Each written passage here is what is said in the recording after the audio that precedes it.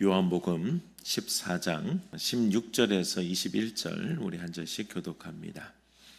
내가 아버지께 구하겠으니 그가 또 다른 보혜사를 너희에게 주사 영원토록 너희와 함께 있게 하리니 그는 진리의 영이라. 세상은 능히 그를 받지 못하나니 이는 그를 보지도 못하고 알지도 못함이라. 그러나 너희는 그를 아나니 그는 너희와 함께 거하심이요 또 너희 속에 계시겠습니다. 내가 너희를 고아와 같이 버려두지 아니하고 너희에게로 오리라. 조금 있으면 세상은 다시 나를 보지 못할 것이로되 너희는 나를 보리니 이는 내가 살아있고 너희도 살아있겠습니다. 그날에는 내가 아버지 안에 너희가 내 안에 내가 너희 안에 있는 것을 너희가 알리라. 나의 계명을 지키는 자라야 나를 사랑하는 자니 나를 사랑하는 자는 내 아버지께 사랑을 받을 것이요 나도 그를 사랑하여 그에게 나를 나타내리라. 아멘. 여러분, 오늘이 우리 교회 창립 11주년 감사주일입니다. 우리 교회는 초기부터 세 가지 사역을 품에 안고 함께 헌신의 길을 갔죠. 하나는 평신도 동역의 길입니다. 평신도 동역의 길. 함께 바른 동역의 길을 가야 건실한 부흥의 교회가 되니까요. 그런데 동역을 넘겨서 주관에 빠지는 경우도 있습니다. 그러면 허망한 결과를 가지고 오죠. 허망한 결과를. 전에 우리 교단 총회장이었던 유영모 목사님이 그 일을 운동부의 코치와 선수에 견줘서 설명을 했습니다. 운동에는 선수가 나서지만 뒤에서는 코치가 가르치고 지휘하고 주관하지 않습니까? 그렇잖아요? 선수는 그런 동역을 바로 알고 바르게 순직해야 바른 인재가 되는 거예요. 평신도도 운동의 선수처럼 순직과 성실의 길을 가는 동역자가 되어야 합니다. 그래야 바른 선수처럼 교회를 바르게 섬기고 그러면 하나님의 은총이 충만해집니다. 그런 교회가 되어야 되지요. 우리도 그렇게 알고 동역의 길을 가야 하는 것입니다. 그래야 바르고 건실한 주님의 사역자가 되지요. 여러분 그 길을 가시기 바랍니다. 또 하나는 교육부 교원의 길이었습니다. 전에 총회 교육자원부의 집계에서 보면요, 학교가 없는 교회가, 교회 학교가 없는 교회가 절반 이상이라고는 그런 집계가 나왔어요. 그럼 대개는 학생들이 부족한 상황이죠. 그러면 교회의 미래에 절망이 다가오죠. 교회가 제대로 못 가는 것입니다. 그래서 우리 교회는 전교인의 교원길을 강조한 거예요. 전교인의 교원길을. 가르치는 길이나 차량 봉사로 봉사를 하거나 간식 준비를 하거나 어느 부서든지 그저 돕고 헌신하는 그런 분이 교원이거든요. 우리가 다 그런 교원이 되자 그런 거예요. 특히 부모님은요, 자녀들과 함께 출석해서 같이 교육을 하죠. 그리고 나서는 함께 예배에 참석하도록 권고를 했어요. 그래서 예배 드릴 때 어린이들을 위해서 특별한 기도를 했던 거죠. 그래서 부모님은 이제 그렇게 같이 자녀들을 데리고 교육의 길을 가고, 그리고 그 다음에는 반드시 예배에 같이 참석하는 그런 교회가 되려고 했죠. 그래야 교육부가 바로 서고 교회가 건실해지는 것입니다. 그리고 다음은 보역자 성령님을 따르고 숨기는 일이지요. 보혜사 성령님. 먼저 보혜사로 오신 분이 예수님이시지요. 예수님이 보혜사로 오신 분이잖아요. 그런데 예수님께서 승천하셨거든요. 하늘로 올라가셨지요. 대속의 보혜사가 오셔야 되지요. 대속의 보혜사가. 그분이 성령님이세요. 성령님이 그 역사를 하시는 거거든요. 그래서 성령님이 충만하게 오셔야 성도들이 바로 서고 교회가 건실해지는 것입니다. 오늘이 바로 그런 성령님의 강림절이지요. 그런 내용을 강조하는 거예요. 그래서 본문에서 보면 예수님이 그때 십자가를 앞에 두고 계시잖아요. 예수께서 십자가를 안고 가셔야 되는 그런 처지인데, 예수님께서는 인류를 위한 대속의 제물로 십자가를 지시게 되는 그런 상황이거든요. 그 예수님의 처지인데, 그런데 예수님께서는 그날까지 그 일을 참고 계신 거예요. 제자들에게 그 일을 별로 말씀하시지 않았어요. 그런데 베드로가 주는 그리스도시요 살아계신 하나님의 아들이시니이다 라고 고백을 했죠. 그랬더니 예수님께서 참고 계시던 대속의 십자가를 제자들에게 선포를 하신 거예요. 이제는 내가 십자가를 지게 됐다 라고는 사실을 선포하셨죠. 그랬더니 제자들은 그 일로 슬픔과 두려움에 확 빠지고, 그리고 불안에 잠긴 겁니다. 불안해진 거예요. 예수님이 계시지 않은 사역의 현장을 그들은 상상도 해본 적이 없거든요. 그게 제자들의 처지였죠. 그런 제자들을 위로하시려고 예수님이 본문에 약속을 하신 겁니다. 본문 16절 보세요. 본문 16절.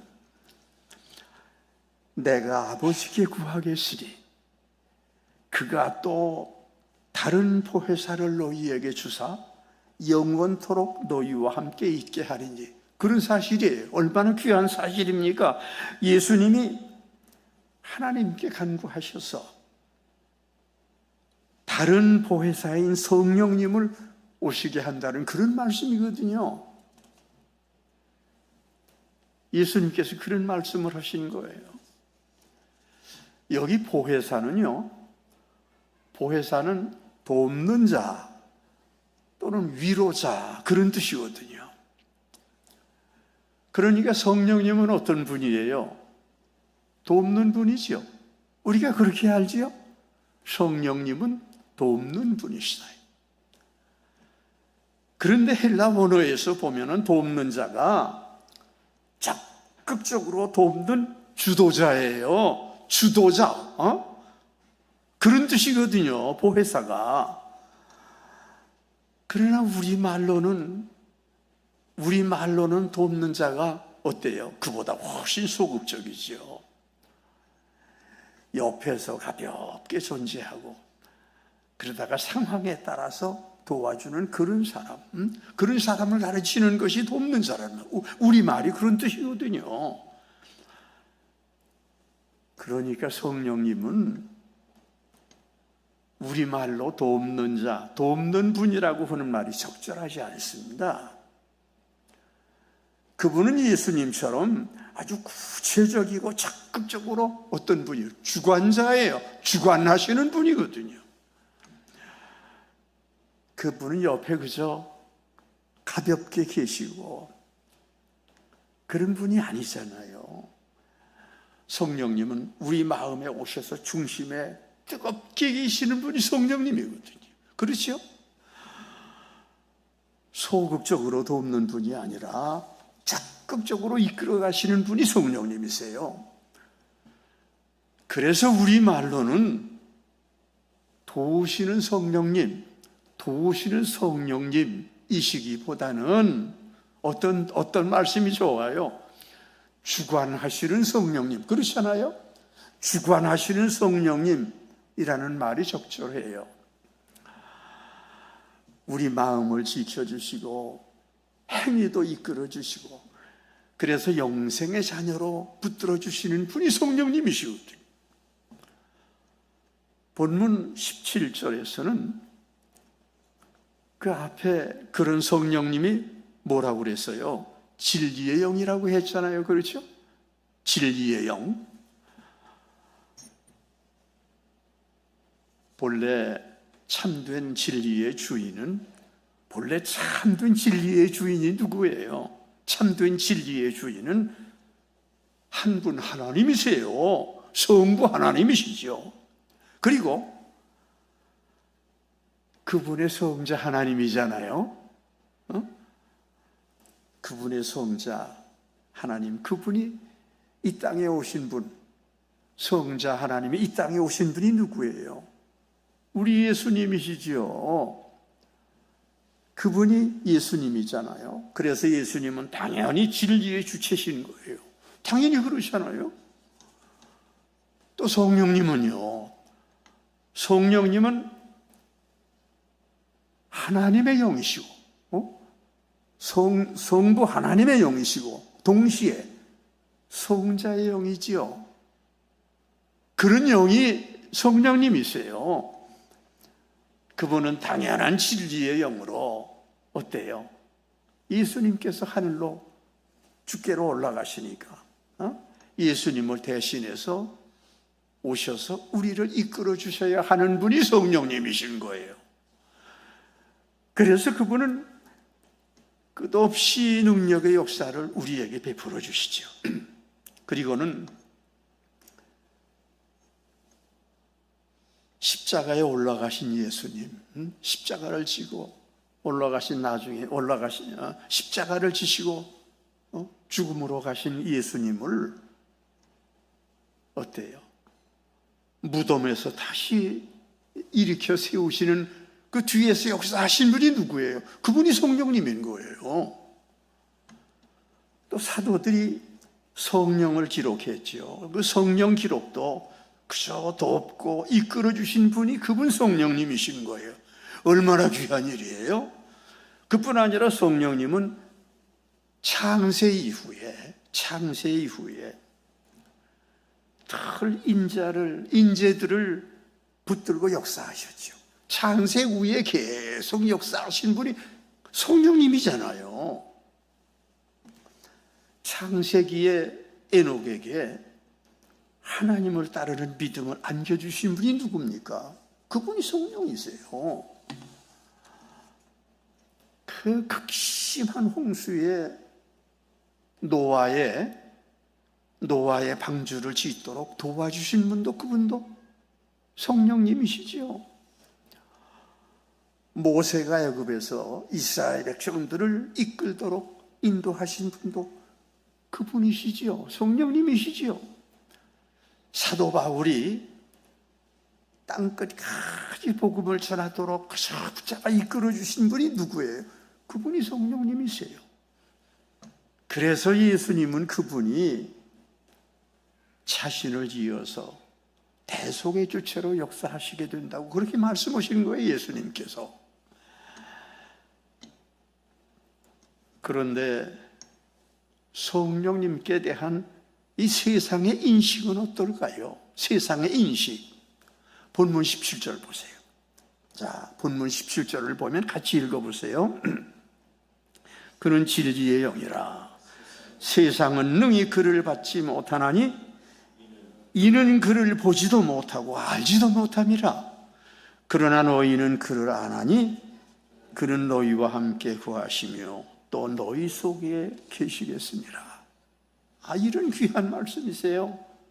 여기 보면 세상은 진리의 영이신 성령님을 늘 받아들이지를 못해요. 그게 세상의 서지예요.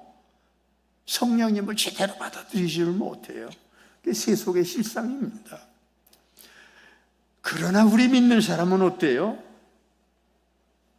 그러나 믿는 우리는요, 성령님을 바로 모시고 늘 성령님과 함께 동행하시잖아요. 그게 우리가 가야 되는 길입니다. 그래서 성령님은 우리의 동반자요, 우리의 주관자신 거예요. 우리의 동반자, 우리의 주관자. 그런 성령님은 우리에게 늘 감동스러운 분이지요. 반드시 우리와 더불어 함께 계시고 이끄시고 역사하시는 분이시니까요. 그분은 믿음의 영웅들이 이룬 역사를 우리에게 항상 베풀어 주십니다. 여러분, 그래서 우리는 성령님을 모시고 똑바로 간구해야 돼요. 여러분 꼭 주님 앞에 바르게 기도하시기 바랍니다. 성령님, 이제는 제 삶과 제 영혼을 꼭 이끄시고 주관해 주시옵소서. 그런 기도하셔야 되고요. 그리고 제게 지혜와 능력을 주셔서 사도 바울처럼 바른 길을 가도록 이끌어 주시옵소서. 그런 기도를 꼭 해야 되는 거예요. 그렇게 간구해야 성령님이 우리를 똑바로 이끌어 주시지요. 그러나 자기 자신에 확 매이고 세속에 처신해가지고 그러면 어떻게 돼요? 성령님께 드리는 간구를 내려놓지요. 여러분, 성령님을 붙잡고 기도하세요. 그걸 내려놓는 거예요. 그저 욕심에 매여서 세속에 빠져가지고 성령님을 품에 안고 순종의 길을 바로 가지 못하는 그런 거예요. 믿는 사람도 그렇게 되는 거죠. 그러면 성령님이 슬퍼하시죠. 그 다음에는 외면하시게 되지요. 그 다음엔 떠나시게 되는 거예요. 성령님께서. 그리고 지금 하나님 우편에 계신 분이 누구세요? 예수님이잖아요. 하나님 우편에 계시는 예수님. 그 예수님이 성령님과 더불어 우리에게 오시는 거예요. 성령님과 더불어 우리에게 오십니다. 하늘에 계신 예수님이.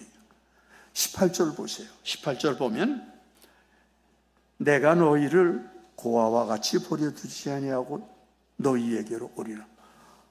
하늘에 하나님 우편에 계시는 예수님이 우리에게 오신다는 거예요. 너희에게로 오리라. 예수님은 우리를 고아와 같이 버려두시지 않고 우리에게 꼭 오시겠다고 하셨습니다.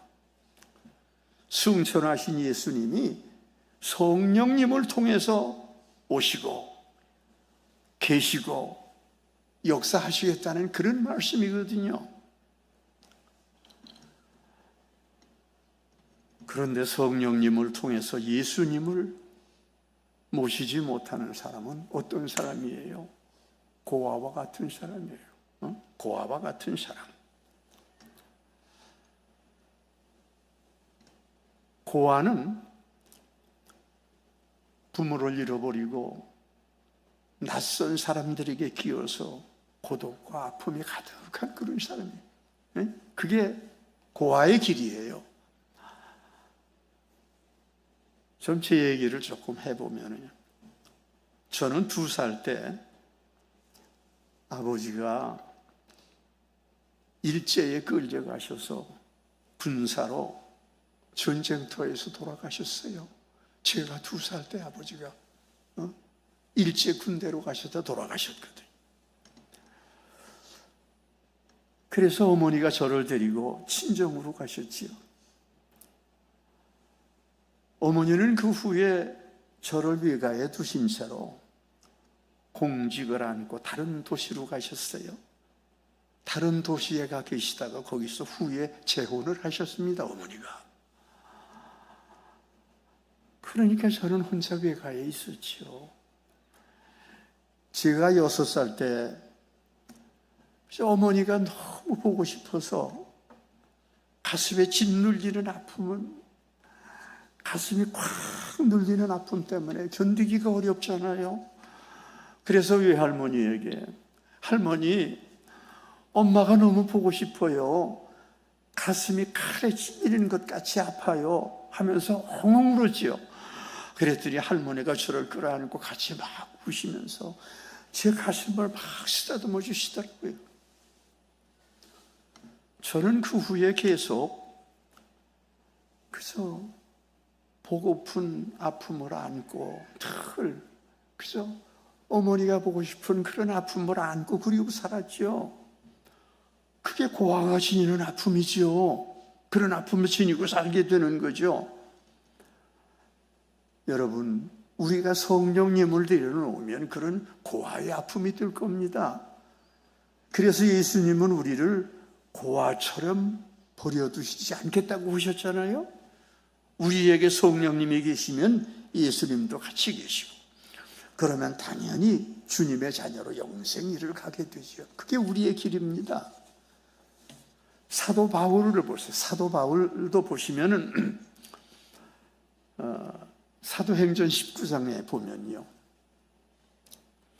그때 바울이 에베소에서 떠났다가 바울이 에베소로 돌아가서 성도들을 몇 명을 만났는데 그들이 고아처럼 호망에 빠져 있는 사람이에요. 그들은 그저 뜨거운 기도도 없었고요, 믿음의 열정도 없었고, 복음의 헌신도 별로 없었어요. 그러니까 괜찮던 에베소 교회가 확 주저앉았거든요. 그래서 바울이 그들에게 물었어요. 너희가 믿을 때 성령을 받았느냐? 2절이에요. 2절에 보면 너희가 믿을 때 성령을 받았느냐? 성령님이 계시지 않으면 그렇게 되는 거죠. 고아의 길에 빠지게 되는 거예요. 그랬더니 그들이 고개를 좌우로 흔들면서 대답을 했는데 뭐라고요? 아니요, 우리는 성령님의 계심도 듣지 못했습니다. 이런 대답을 했잖아요. 그래서 바울이 그들을 붙잡아가지고 열심히 가르치고 세례를 베풀고 안수를 해줬어요. 그랬더니 그들이 성령님이 확 들어와 아주 성령님이 가득한 인물이 됐잖아요. 그들이 12명쯤 되는 사람인데 그들이 그 후에 성령님을 따라서 뜨거운 믿음의 자녀들이 됐지요. 아주 방언도 하고 예언도 하고 열심히 복음을 들고 나가서 열심히 복음을 전했지요.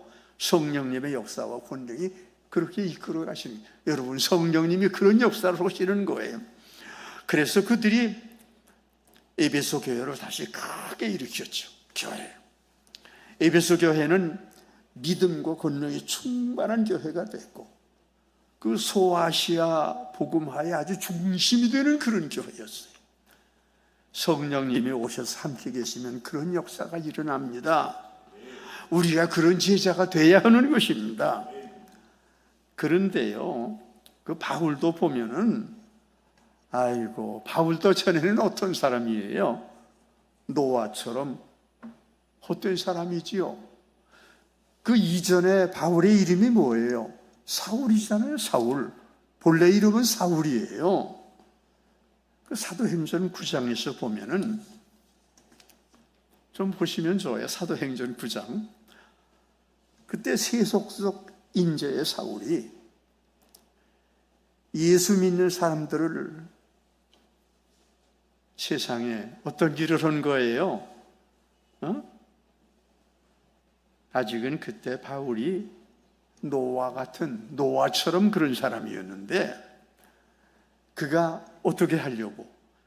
예수 믿는 사람들을 붙잡아가지고 큰 벌을 주려고, 예수님 믿는 사람들을 붙잡아가지고, 그래가지고 다메섹으로, 예수 믿는 사람들을 붙잡으려고 다메섹으로 가는 도중이었는데, 그때 성천에서 계시는 하나님 우편에 계시던 예수님이 하늘의 밝은 빛으로 오셔서 그를 붙드셨죠. 그리고 말씀하셨죠.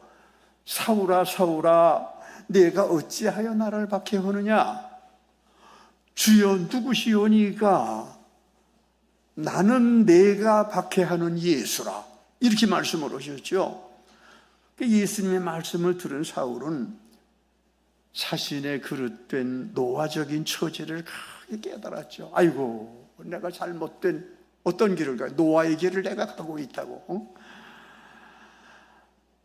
그래서 그 하늘에서 밝은 빛으로 오신 예수님을 모시고 보고 말씀 듣고 이러다 보니까 어떻게 됐어요? 자기 눈이 확 주저앉았잖아요. 눈이 완전히 주저앉았어요. 그래가지고 그 후에 사흘 동안 보지도 못하고 먹지도 못하고 마시지도 못하는 그런 처지가 됐잖아요. 그러자 예수께서 제자 아나니아를 그에게 보내주셨어요. 아나니아가 사울을 안수해서 눈을 띄워주고 또 성령님을 가슴에 가득히 모시도록 이끌어줬잖아요. 완전히 다른 사람이 된 거죠. 성령님의 사람이 된 거예요. 그 후에 사울은 성령님과 함께 복음의 종으로 평생 충성된 길을 갔지요. 그때 그의 이름이 뭐죠? 사울이잖아요.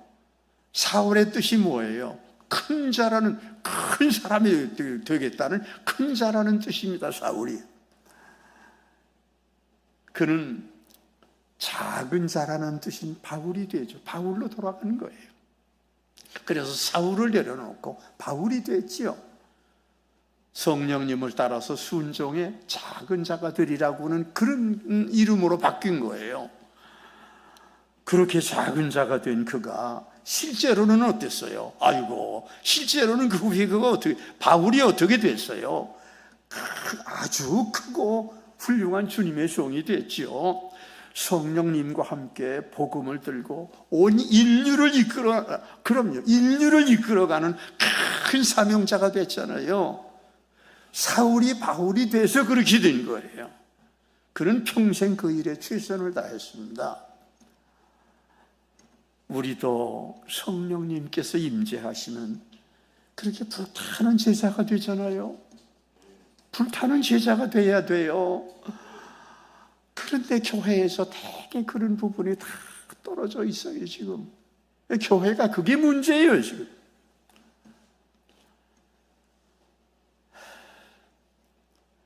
예수님께서 말씀하셨죠. 사도행전 1장 8절에 보면 여러분 잘 아시는 말씀이죠. 오직 성령이 너희에게 임하시면 너희가 권능을 받고 예루살렘과 온 유대와 사마리아와 땅끝까지 이르러 내 증인이 되리라 하시니라. 예수님 말씀이세요. 성령님이 임하시면 권능을 받아가지고 큰 복음의 주인이 된다고 하신 그런 말씀이거든요. 우리가 그 길을 가야 하는 겁니다. 아멘 하세요. 그러면 예루살렘에서 시작해서 유대와 사마리아와 땅끝까지 이르러 복음의 증인으로 충만하게 되는 거죠. 성령의 권능으로 행하는 일, 그 놀라운 일, 그 일을 성령님께서 붙잡고 하시는 거예요. 제자들이 그 명령에 순종을 했습니다. 그러자 엄청난 지혜의 능력이 임재했지요. 귀신들이 쫓겨나고 병자들이 일어나고 온 도성이 복음을 받아들여가지고 확 변화되는 그런 상황이 됐어요. 그 길을 가야 되잖아요. 여러분, 베드로도 그 길을 갔습니다. 베드로가 그렇죠.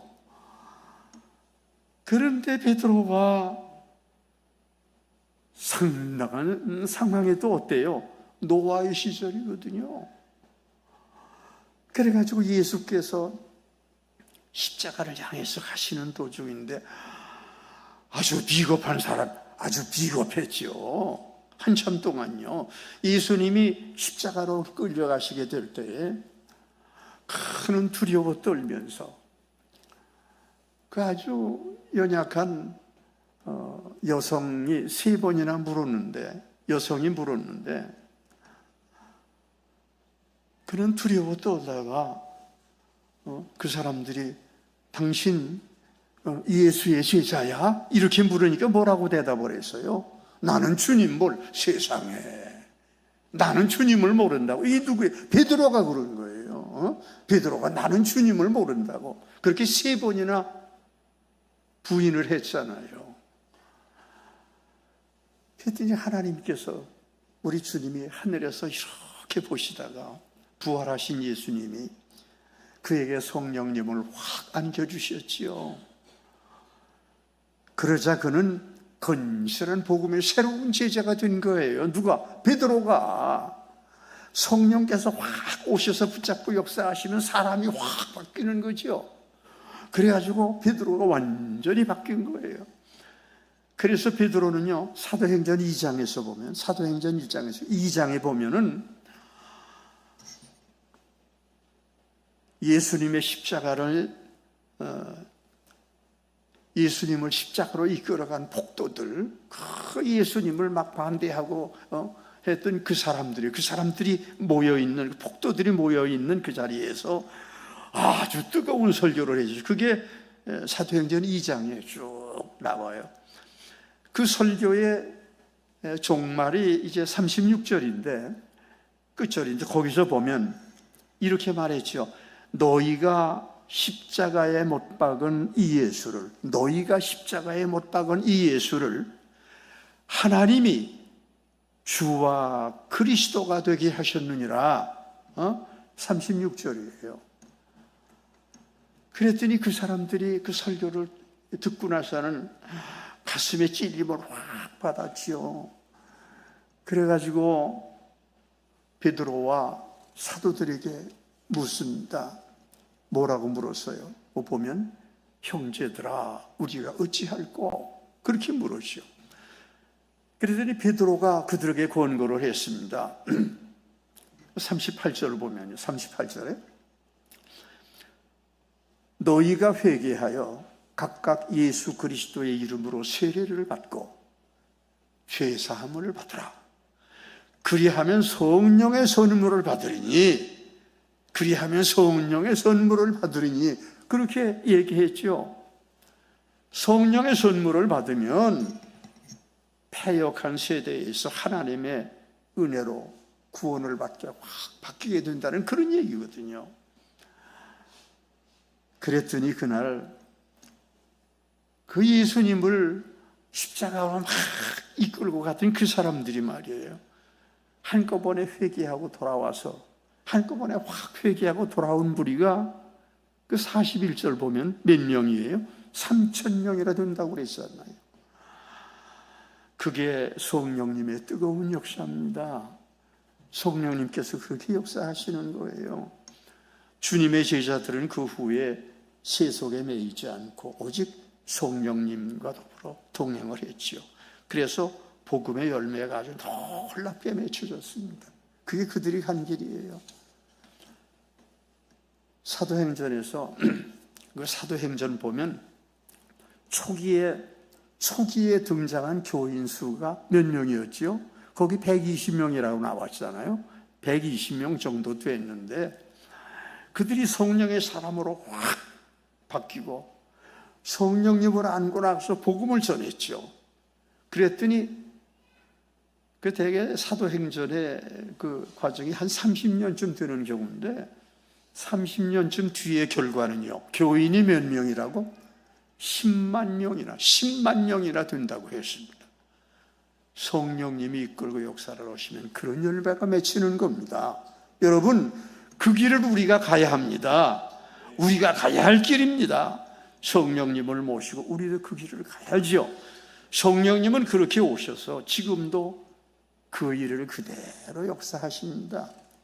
여러분, 우리도 그렇게 성령님과 동행하셔서 그런 큰 길의 주인이 꼭 되시기 바랍니다.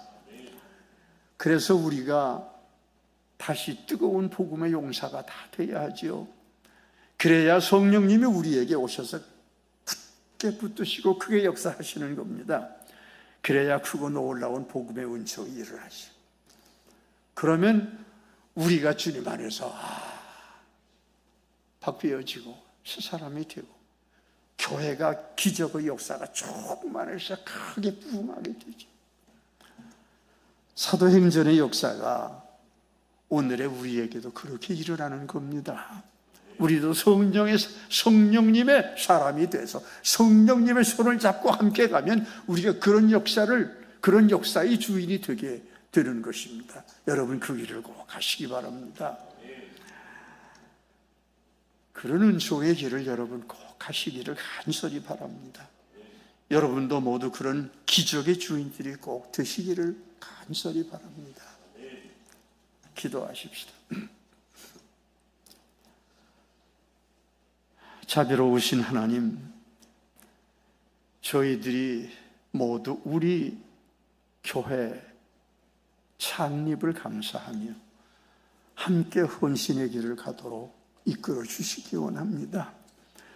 그래서 저희들 모두가 복음을 위한 충만한 길의 용사들이 되도록 이끌어 주시옵소서. 저희들이 함께 심령이 뜨거워지게 하시고 주님의 권능으로 능력의 종이 되도록 이끌어 주시고 성령님과 함께 크게 역사하는 주님의 일꾼이 되도록 이끌어 주시기 원합니다. 그래서 우리 교회가 더욱 건실해지게 하시고 우리 도시와 우리 민족을 품에 안고 잘 가게 이끌어 주시옵소서. 꼭 그런 역사의 주인으로 큰 길을 가도록 이끌어 주시기를 간절히 원합니다. 예수 그리스도 이름으로 간절히 기도하옵나이다. 아멘.